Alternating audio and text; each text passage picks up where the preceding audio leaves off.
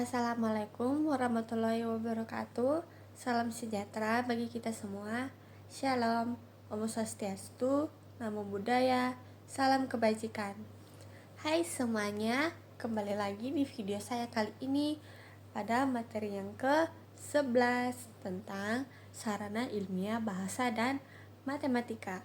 Perkenalkan kembali, nama saya Chelsea Hersa Merlim dengan NIM 4524091079. Nah, dari Fakultas Psikologi, Program Studi Psikologi, Universitas Bosowa Angkatan 2024. Pada pembahasan yang pertama, yang pada materi ini kita akan membahas tentang sarana ilmiah bahasa.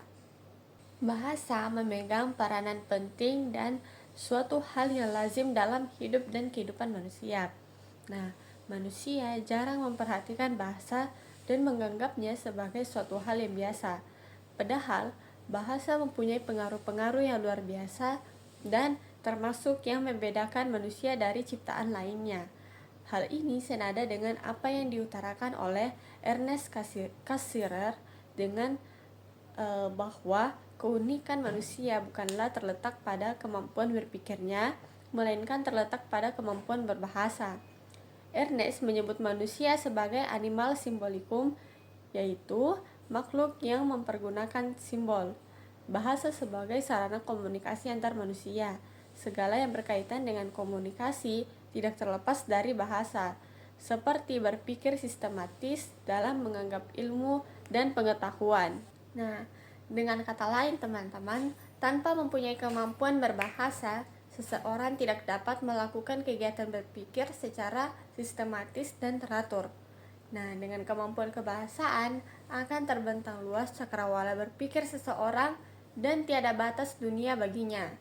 Nah, hal ini sesuai dengan pernyataan Wittgenstein yang menyatakan bahwa batas bahasaku adalah batas duniaku.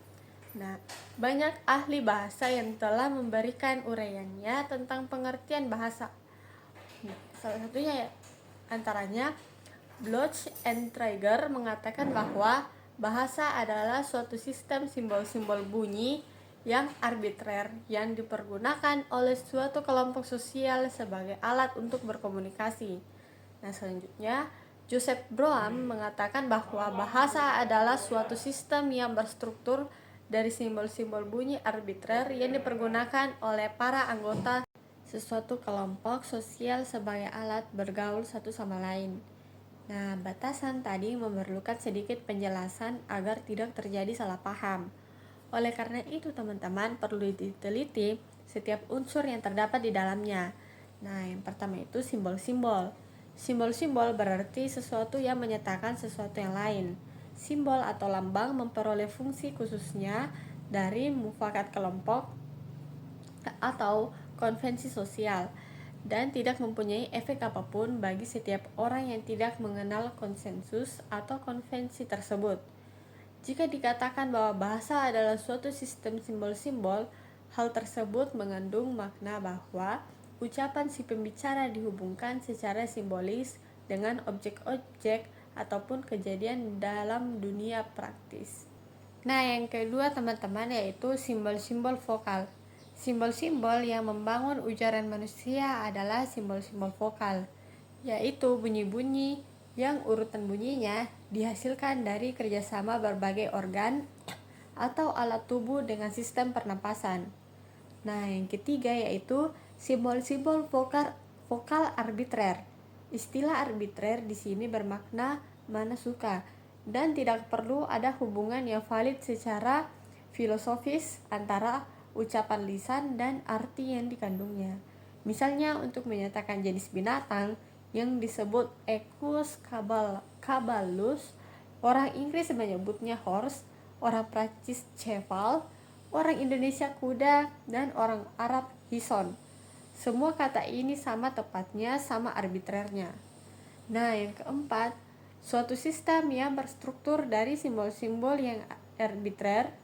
Nah, walaupun hubungan antara bunyi dan arti ternyata bebas dari setiap suara hati nurani, logika atau psikologi, namun kerjasama antara bunyi-bunyi itu sendiri di dalam bahasa tertentu, ditandai oleh sejumlah konsistensi ketetapan intern. Nah, yang kelima, yang dipergunakan oleh para anggota suatu kelompok sosial sebagai alat bergaul satu sama lain. Nah, bagian ini menyatakan hubungan antara bahasa dan masyarakat. Para ahli sosial menaruh perhatian pada tingkah laku manusia sejauh tingkah laku tersebut. Nah, kita lanjut membahas. Nah, yang pertama, fungsi bahasa. Aliran filsafat bahasa dan psikolinguistik melihat fungsi bahasa sebagai sarana untuk menyampaikan pikiran, perasaan, dan emosi. Nah, sedangkan aliran sosiolinguistik berpendapat bahwa fungsi bahasa adalah sarana untuk perubahan masyarakat. Nah, secara umum dapat dinyatakan bahwa fungsi bahasa adalah yang pertama, koordinator kegiatan-kegiatan masyarakat. Yang kedua, penetapan pemikiran dan pengungkapan. Yang ketiga, penyampaian pikiran dan perasaan. Yang keempat, penyenangan jiwa. Dan yang kelima, pengurangan kegoncangan jiwa. Nah, menurut Halliday, sebagaimana yang dikutip oleh Taima, bahwa fungsi bahasa adalah sebagai berikut. Ada 7 fungsi menurut Taima. Yang pertama, fungsi instrumental. Yang kedua, fungsi regulatoris. Yang ketiga, fungsi interaksional. Yang keempat, fungsi personal. Yang kelima, fungsi heuristik.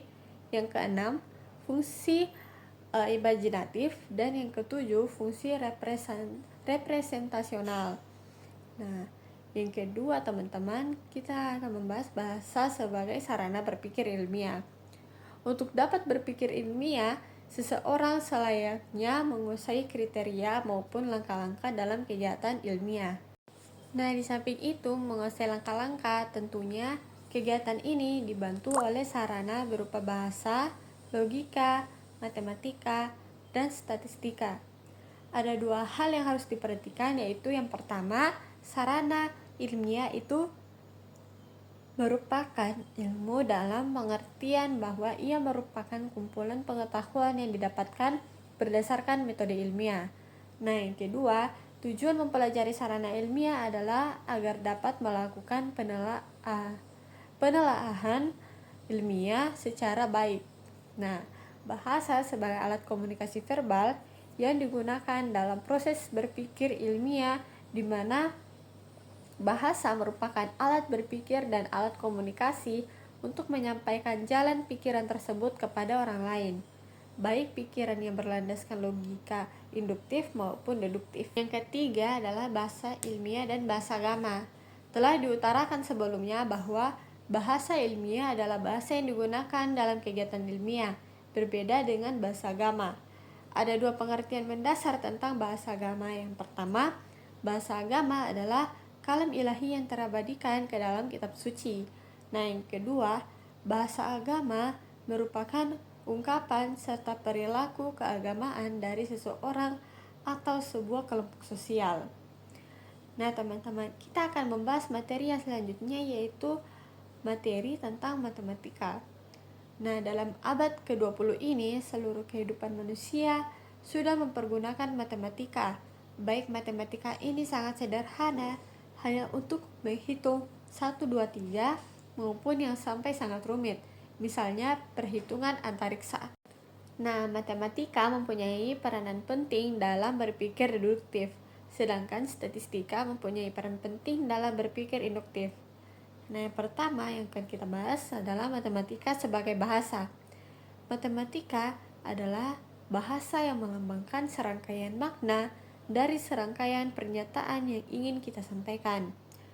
Nah, lambang-lambang matematika bersifat artifisial yang baru mempunyai arti setelah sebuah makna diberikan kepadanya. Tanpa itu, maka matematika hanya merupakan kumpulan rumus-rumus yang mati. Nah, yang kedua, matematika sebagai sarana berpikir deduktif. Matematika merupakan ilmu deduktif. Nama ilmu deduktif diperoleh karena penyelesaian masalah-masalah yang dihadapi tidak didasari atas pengalaman seperti halnya yang terdapat di dalam ilmu-ilmu empirik, melainkan didasarkan atas deduksi-deduksi. Nah, pola berpikir deduktif banyak digunakan baik dalam bidang ilmiah maupun bidang lain yang merupakan proses pengambilan kesimpulan yang didasarkan kepada premis-premis yang kebenarannya telah ditentukan. Nah, yang ketiga, matematika untuk ilmu alam dan ilmu sosial. Matematika merupakan salah satu puncak kegemilangan intelektual. Dalam perkembangan ilmu pengetahuan alam, matematika memberikan kontribusi yang cukup besar. Kontribusi matematika dalam perkembangan ilmu alam lebih ditandai dengan penggunaan lambang-lambang bilangan untuk penghitungan dan pengukuran, di samping hal lain seperti bahasa, metode, dan lainnya. Nah, mengapa seorang ilmuwan menggunakan model matematis? Nah, karena bahasa matematika merupakan suatu cara yang mudah dalam memformulasikan hipotesis keilmuan. Nah, cara ini memaksa ahli teori dalam berbagai ilmu untuk memformulasikan hipotesanya dalam bentuk yang persis dan jelas.